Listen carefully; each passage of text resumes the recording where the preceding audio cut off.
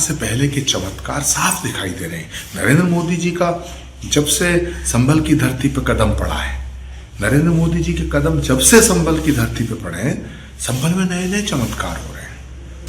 ओवैसी साहब को, असदुद्दीन ओवैसी साहब को ये फैसला करना है कि वो हिंदुस्तान में सियासत करना चाहते हैं या अफगानिस्तान में। ओवैसी साहब बहुत अच्छे इंसान हैं, बड़े पढ़े लिखे बैरिस्टर हैं, वकील हैं, लेकिन कभी कभी उनमें ना जिन्ना की रूह घूमती है। मंदिर के पंडे पुजारियों के लिए और जो भी कर्मकांड से जुड़े लोग हैं, अगर उनको भत्ता देने की बात केजरीवाल जी कह रहे हैं तो ये तो एक अच्छा फैसला है। लेकिन अब सरकार किसकी बनेगी किसकी नहीं बनेगी, ये एक बड़ा सवाल है। सरकार बनने के बाद अगर पुजारियों को भत्ता मिलता है, उनके जीवन यापन करने के लिए कुछ धन की व्यवस्था होती है, तो बिल्कुल ये तो सराहनीय कदम है, मैं तो इसका स्वागत करूंगा। श्री कल्की धाम में कल संतों का एक चिंतन मनन और मंथन का कार्यक्रम है।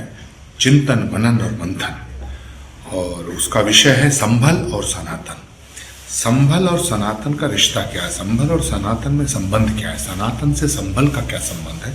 संभल एक पौराणिक भूमि है, संभल एक ऐतिहासिक भूमि है, संभल वो भूमि है जहाँ भगवान का अवतार होना है, और अवतार से पहले के चमत्कार साफ दिखाई दे रहे हैं। नरेंद्र मोदी जी का जब से संभल की धरती पर कदम पड़ा है, नरेंद्र मोदी जी के कदम जब से संभल की धरती पर पड़े हैं, संभल में नए नए चमत्कार हो रहे हैं। तो मुझे लगता है कि भगवान का जो अवतार है वो अब जल्दी होगा।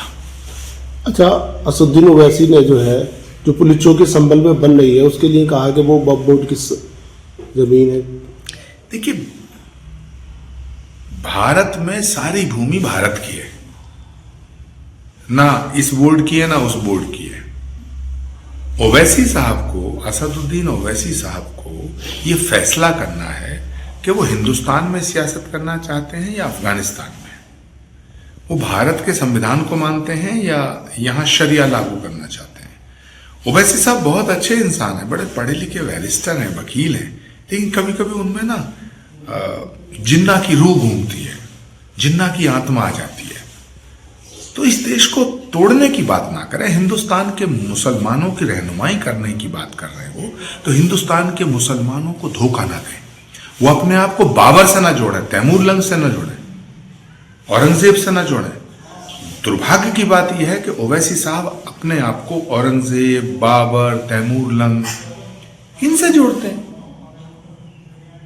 उन्हें वीर अब्दुल हमीद, अशफाक उल्लाह खां, मौलाना आजाद, APJ कलाम इनसे जोड़ना चाहिए।